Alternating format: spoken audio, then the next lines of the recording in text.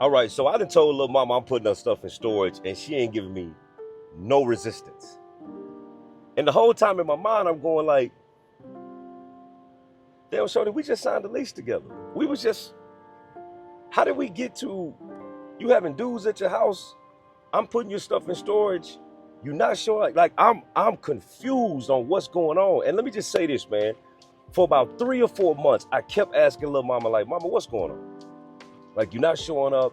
Intimacy is different. We're not going on dates. You never want to go anywhere. Now, keep in mind, I'm also got some personal things going on that's occupying a lot of my time, right? I'm getting home a little late, traveling a lot. But at the same time, like, I'm getting nothing from her. And it just drastically changed about 3 or 4 months ago. So long story short, man, we sitting at the crib.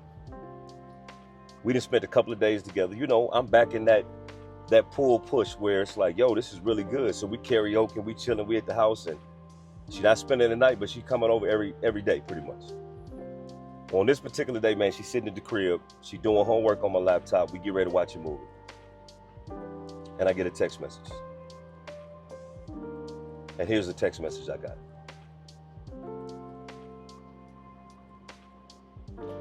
Now, let me just say this, man. When I got this text message, my heart dropped, my blood pressure raised, and I became extremely angry. Not because I finally found out the truth, but more importantly, because I have been asking you to be honest with me for the last 3 or 4 months. Number 2, I already knew it. The signs were already there. Now, let me tell you the T. The T is the Negro that texted me used to live out of town. Y'all remember when we was in the airport and she said she traveled and she finally told me she went to New York? Well, Buddy was living in New York. So the reason she could spend so much time with me is because he was living out of town. When he would travel in town, that's when she would create those arguments. And you remember in the first couple of episodes, I would be like, yo, what are we fighting about? Like, what's going on? Well, little mama was creating arguments because Buddy was in town. She was going to spend time with Buddy. You remember the Valentine's Day where her bag was gone? She was with Buddy. All of it started to make sense. As a matter of fact, her birthday had just passed. And I had something that I had to do that night, but I sent her to the spa, looked out for her, and that night, she was with Buddy. The reason she had started spazzing out really 3 or 4 months, last 4 or 5 months, I'm not sure exactly when it was, is because Buddy had moved from New York and moved back to the state we live in. I don't know. I don't know if she knew he was moving. I don't know why she signed the lease with me. But apparently, things were getting better between him and her. So therefore, she could not honor her word and move over with me. Now, let me tell you how I know all of this. Because after Buddy texted me,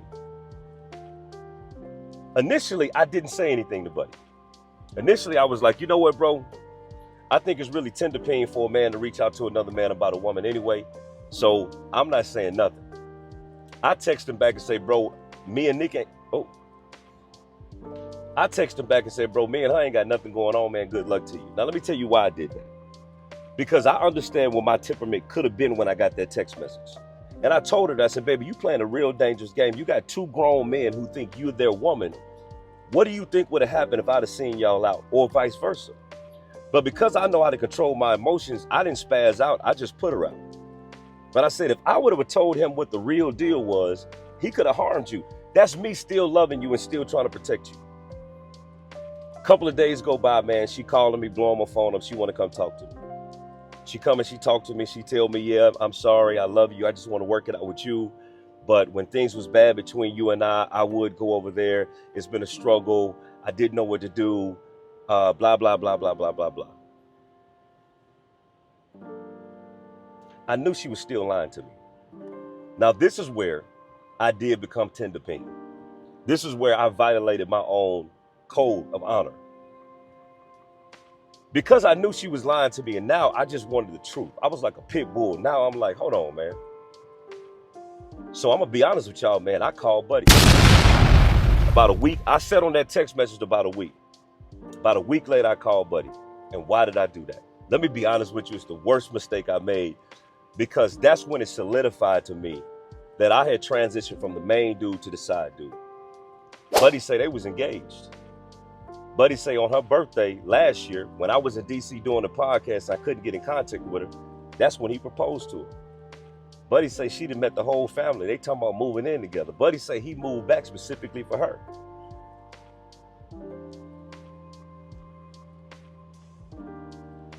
I ain't gonna lie, that hurt. It hurt because I was operating like I was the main dude. But in that moment, I realized that not only was I the side dude, but I was really just a trick. Like she was really playing on my top because I was paying the bills, paying for a salon, paying a car note, paying a cell phone bill, paying a car insurance, paying her rent. I was doing it all. And then it all finally started to make sense. The disappearing acts, the unnecessary disconnections, all of that stuff started to make sense to me now.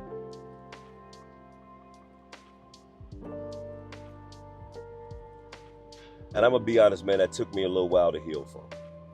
And if I could be transparent, I think I'm still healing from it. Why? Number one, I absolutely loved her, man. And I think the revelation that I got is that I loved her a little bit more than I love myself. I should have loved myself a long time ago to walk away from that situation. Number two, I left God out the situation. Now I'm gonna tell y'all something that I hadn't said the whole series. One night I was at my house and I was praying, the new house we were supposed to move in. And I was like, God, like really, what's going on, man? Like, I really love this woman, but I said, God, show me who I really am to her. And I heard the Lord clear as day say, Corey, if you continue dealing with her, she's gonna continue to break your heart. I know that's what God told me. And because I would not listen to him, because I would not relinquish of my own desire and follow his direction, God has showed me so much throughout this whole relationship. But God said, okay, you're not going to listen to the best friend. You're not going to listen to your intuition. You're not going to listen to your gut. You're going to allow your own personal trauma and pain to guide you, your own desire to guide you. I'm going to have to put it right in your face. And I had a man text me and say, man, that's my woman. I saw your credit card in her car. I saw your old phone in her car. Wait a minute, you mean the car that I bought her? She driving you around in the car that I bought her? She talking to you on the cell phone that I paid?